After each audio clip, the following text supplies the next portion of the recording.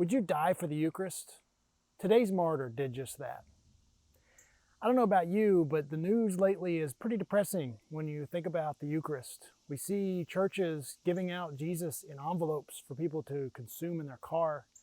We see bishops denying people their right to receive in the universal norm of the church, communion on the tongue. Bishops themselves saying, no, you cannot receive Jesus this way. Let's talk about somebody who understood who the Blessed Sacrament is. It's not a what, it's a who.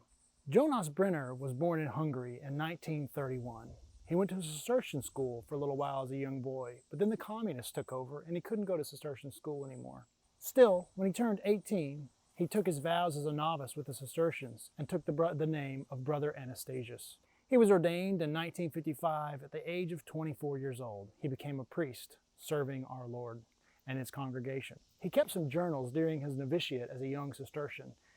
And one of the great quotes is, "My greatest desire is to be a saint, to live a holy life, and to sanctify others." Would that we would all live that way. That's what we're called to do, to be a saint, to go to heaven and bring as many people as we can with us. Keep in mind, in Hungary in the 1950s was controlled by the communists. And in Fatherbrenner's very first assignment, he was already getting death threats. He was a 24-year-old priest and people wanted to kill him. His bishop offered to move him for his own safety, and Fatherbrenner said, "I am not afraid." The Hungarian Revolution took place in 1956, and unfortunately it was quashed by the communist government. So Fatherbrenner was still living under communist rule. One night in 1957, a young man came to Fatherbrenner's home, knocked on the door and said, "Father Brenner, my uncle's dying. I need you to bring the Eucharist to him and hear his confession." And of course, Fatherbrenner lived to help his flock. He lived to help people who were on death's door to try to come home to Jesus.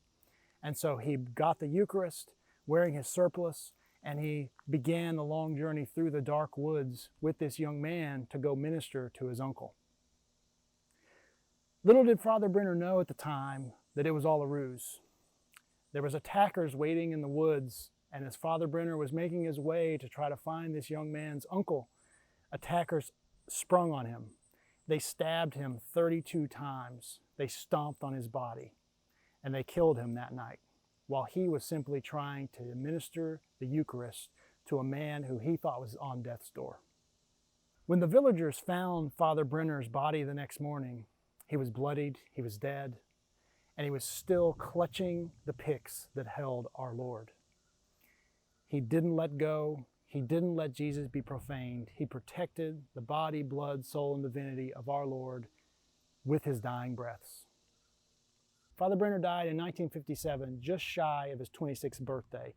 He became a martyr for the Eucharist. Once the people of Hungary were free, they built a chapel on the place where Fatherbrenner was martyred in 1989. Think about that. Many of us were alive in 1989. Our parents were alive when Fatherbrenner was martyred for the Eucharist. This is not ancient history. This is our history. This is our day. This is in Hungary, and it seems like a long way away, but it's not. It's just across the pond. Fatherbrenner was beatified by Pope Francis in 2018, and so now he is Blessed Anastasius Brenner. His story doesn't end there. Two of his brothers became priests, and who knows how many countless graces they were able to bring to their flocks. An interesting side note of history here. The communist governor who was in charge at the time of the martyrdom of now Blessed Anastasius Brenner was János Kadar. After the communist regime fell, János Kadar actually became ill with cancer. And a few months before he died in 1988, János Kadar converted to Catholicism. So he may very well be up in heaven right now. I wonder if maybe that simple young priest's devotion to the Blessed Sacrament might have spoken to him. He surely was aware of Fatherbrenner and of his martyrdom, having ruled over Hungary at the time that this priest was martyred. I wonder if Fatherbrenner helped to bring János Kadar into the fold of the church. I'll bet he did.